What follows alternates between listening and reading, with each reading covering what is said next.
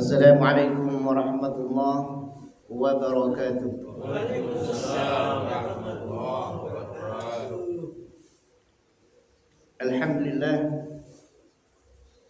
alhamdulillahi rabbil alamin, wal aqibatu lil muttaqin, fala udwana illa 'alal zalimin. Wassalatu wassalamu ala asyrafil anbiya'i wal mursalin, nabiyina wa habibina wa qudwatina Muhammadin sallallahu alaihi wasallam wa ala alihi wa sahbihi ajma'in, amma ba'd.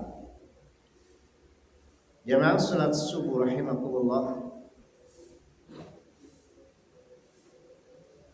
Hadis 228, yakni tentang masuk tanah suci dan masuk Mekah boleh tanpa ihram.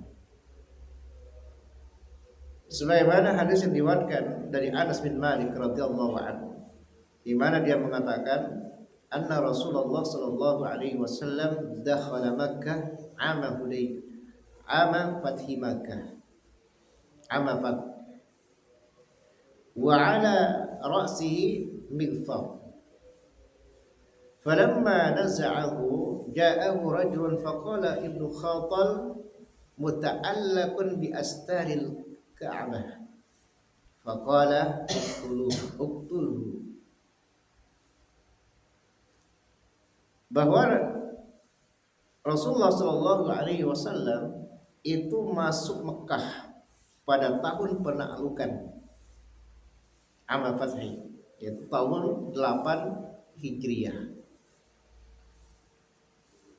Dan beliau memakai penutup kepala mighfar,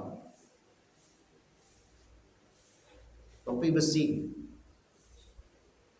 Ketika beliau melepaskan topinya, dia didatangi oleh seorang laki-laki dan mengatakan Ibnu Khattal sedang bergantung di satirnya Ka'bah, di kain Ka'bah. Maka Rasulullah mengatakan, bunuhlah dia. Nah, jamaah sekalian rahimakumullah, pada tahun ke-8 Hijriah, Nabi Shallallahu Alaihi Wasallam menaklukkan kota Mekah yang sebelumnya dikuasai oleh orang-orang kafir.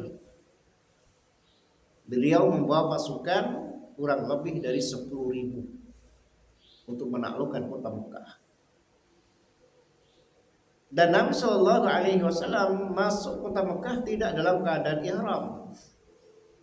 Masuk ke tanah haram tidak dalam keadaan ihram, karena memang tujuannya bukan untuk haji atau umrah. Karena pada waktu itu belum juga ada kewajiban haji.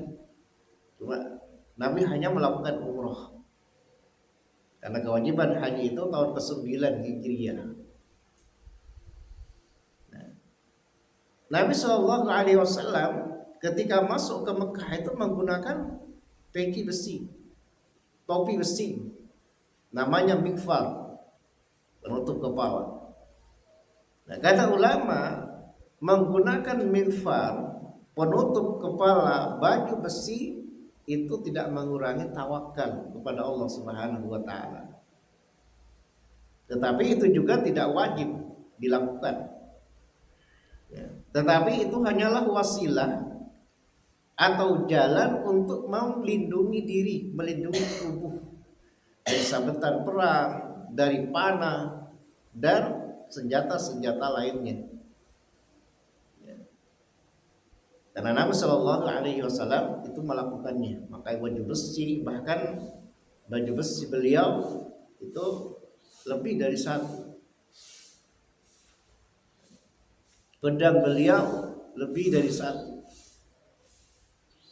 Nah, ketika Nabi Shallallahu Alaihi Wasallam melepaskan topi besinya atau mighfarnya, lalu ada seorang laki-laki mendatangi beliau dan mengatakan bahwa Ibnu Khattal ini dia orang kafir Quraisy. Sebelumnya dia masuk Islam. tapi kemudian dia membunuh seorang muslim dan murtad, maka hukumannya adalah dibunuh. Ya, murtad dan dia dibunuh di tanah haram, di tanah Mekah, sehingga terjadi perselisihan dari para ulama, boleh gak membunuh di tanah haram? Apakah keharamannya itu secara mutlak? Apa ada pengkhususan? Menurut pendapat yang terwajib, ya, tidak larangan membunuh itu tidak secara mutlak. Kenapa? Karena Nabi Shallallahu Alaihi Wasallam memerintahkan supaya mengeksekusi mati Ibnu Khattab di tanah haram yang sedang memegang satir Ka'bah. Ya. Mungkin niatnya minta perlindungan supaya tidak dibunuh. Ya. Tapi Nabi tetap mengatakan bunuh dia, karena dia murtad dan dia telah membunuh seorang muslim.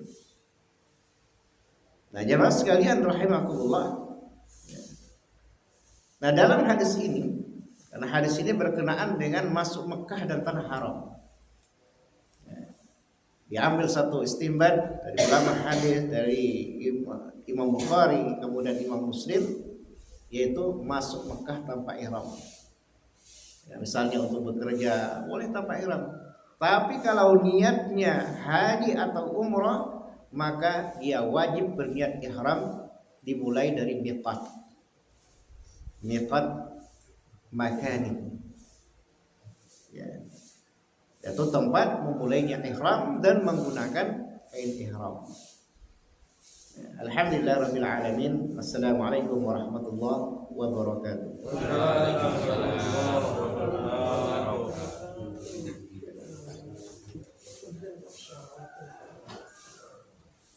wabarakatuh.